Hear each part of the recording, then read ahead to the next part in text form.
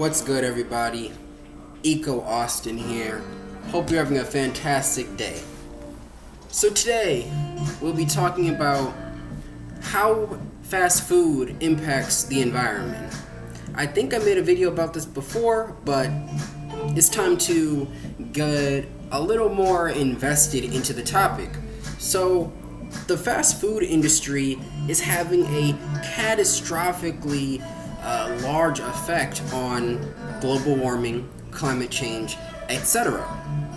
Now, there is a very, very high dependence on natural resources, land, water, animal agriculture, all of it. And it is a large contributor to environmental concerns around the globe.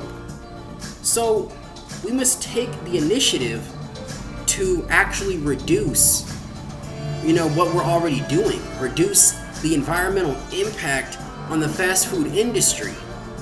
And I'm telling you right now, we will face a whole war about this because it conflicts with the ultimate profit, what a business ultimately wants to make, that being money. So, let me go grab my notes real quick and we can really get into the nitty-gritty of this shit.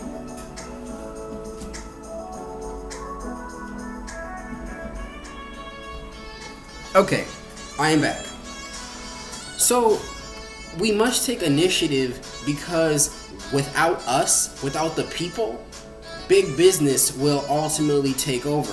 That's what oligopolies are. That's what monopolies are. So, you gotta understand that there are three major ways that the fast food industry has a negative effect on the impact of the environment.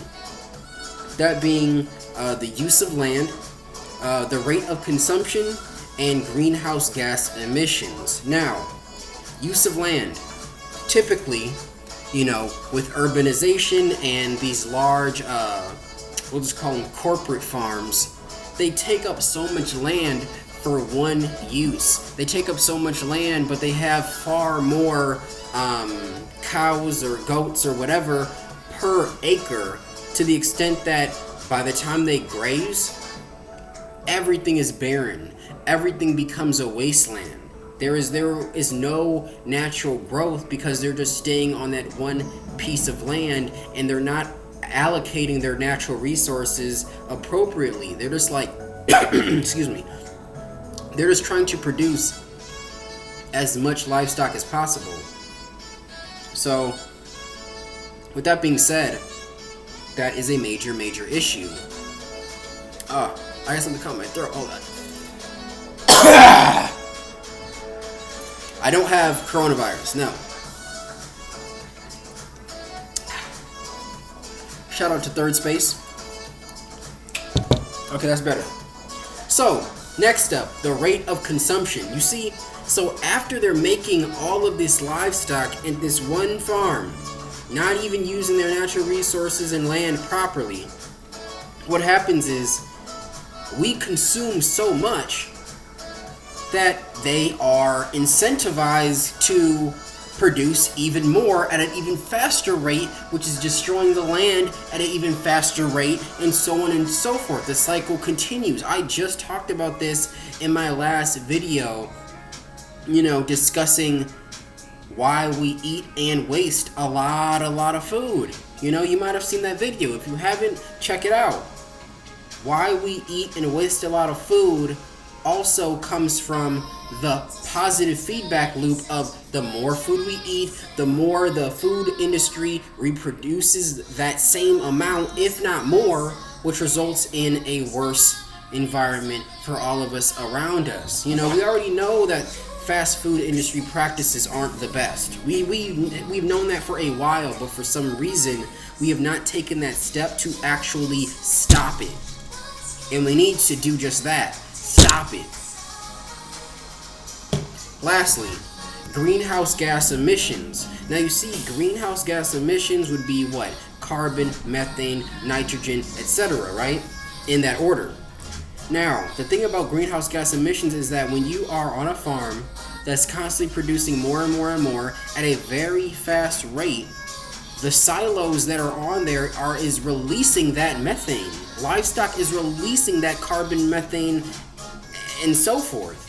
There's not enough plants in that area to absorb it and, give us back oxygen, because like I said, they're on farms and they graze only in one spot, so they're killing things off before things can grow back. So that's actually, a negative feedback loop.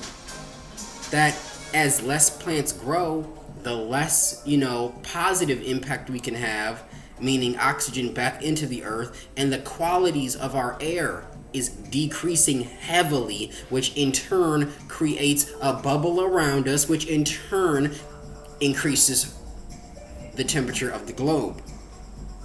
So I do understand that economically speaking, the fast food industry is a $600 billion industry every single year. I get that. If I was a businessman, that is a great, money move to make. However, we still need to increase business transparency no matter how economically or fiscally strong it is. That's what I don't understand. You can make all the money you want. No one is really having an issue with that. It's just the fact that when you ask them a direct question and they rather hide it, it's because they know it's bad. It's like, oh, you're just being nosy. It's like, no, because they know what they're doing is unethical. They know what they're doing is harmful to the environment. And they know that if the people knew, if society knew exactly what was going on behind closed doors, a lot of people would not be eating fast food. I'm not saying become a vegan or vegetarian. I'm saying stop eating fast food like it is your main, source of a diet. Because they're just taking advantage of that. They're putting in those numbers, and then because of that, they're producing more, which results in the 3 major keys that I brought up earlier. So, I guess we have to lead by example. Surprisingly enough, McDonald's seems to be the fast food leader in this category. So, McDonald's is on the right track because there is a 2030 initiative, meaning that they have a goal. You can go to their website, their corporate website, and it talks about how they have a goal of preventing at least 150 million metric tons of greenhouse gas from being released into the atmosphere by 2030. I've seen no other initiative that strong within that amount of time. What is that? 10 years? I've never seen anything like that with any other fast food restaurant.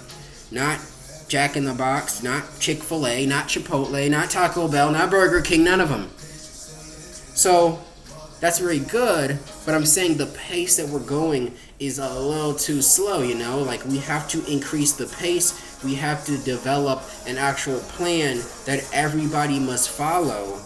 Because if McDonald's is saying we need to do this by 2030, it's like, well, the pace that we're going, we should have been on top of this, and by this year, we should have been at those numbers.